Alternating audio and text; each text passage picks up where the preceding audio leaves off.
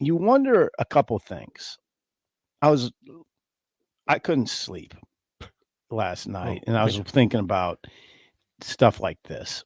Nebraska players, these guys don't exist in a cave. They know what's going on around them. What must Nebraska players think about the narrative that's going on around them?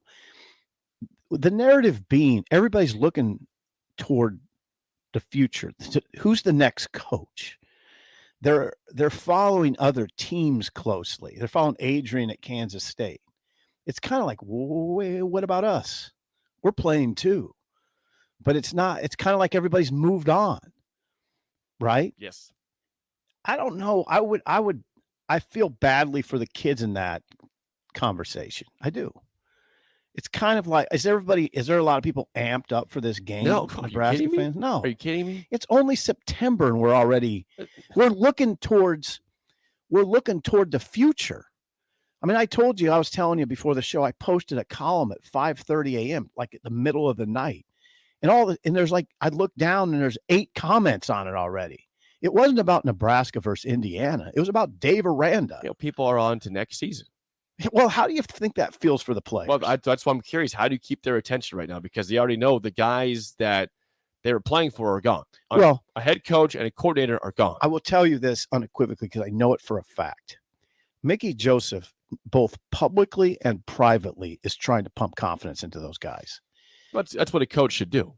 I'm glad he's doing that. I knew you were going to say that. Yeah, well, he should. He shouldn't say, well, let's just lose the rest of the games and move on. No, Jake, but do you think that Bill Belichick has to do that all the time? Maybe right now. Well, Belichick. But do you think it's really high on your coach's list right now to do that? No, it's not. Right, it's not. So don't say it. Act like it's just something that's always. This is happening. Also a coach that just got hired after 4 games to be the head coach now in the midseason without being able to get new players or coaches really. So that's why it's a little different than being the head coach and having to do that. This is the original head coach. It's an interim coach. It's hard to get the guys on board.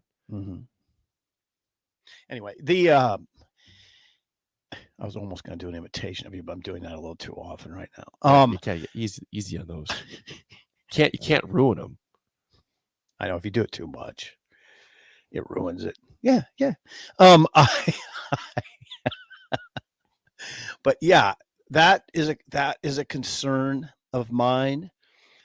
Also, there's a theory that was bouncing around my cranium, and that is this. Look at what Northwestern's done, okay?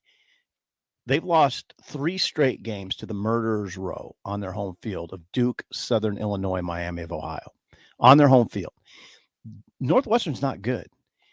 Those Nebraska players are smart.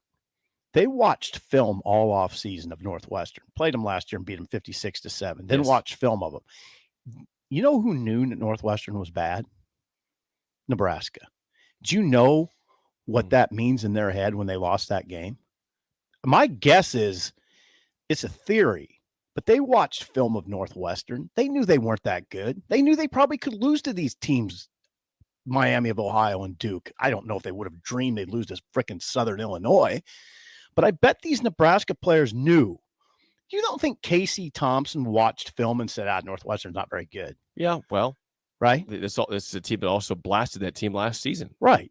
So what do you think when they lost that game in Ireland? What do you think goes through their heads? I watched this team on film for 2 months.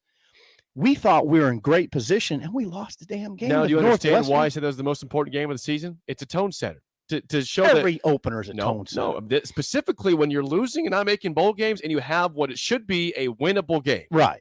Oh, I agree. I don't disagree. You're not opening against Michigan or Ohio State. You're opening against freaking Northwestern. Right. Who you watched on film go 3-9 last year. Who you watched on your home field and get beat 56-7. Right. And you probably watched them going, they look like a 3-9 team again, despite what Jake's saying on the radio, they're going to go 9-3 this year magically. I didn't say that. I said they could.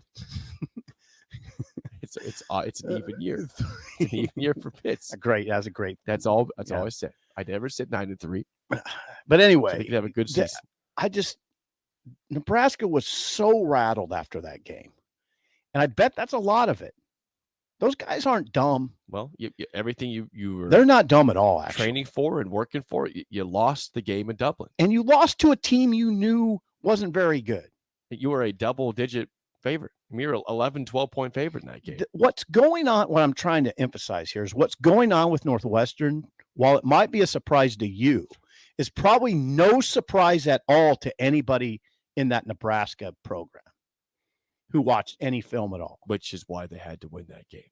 Partly. And look, we're in shambles. We're a month past that. I mean, the game was a month ago today, the 27th. Today is September 27th.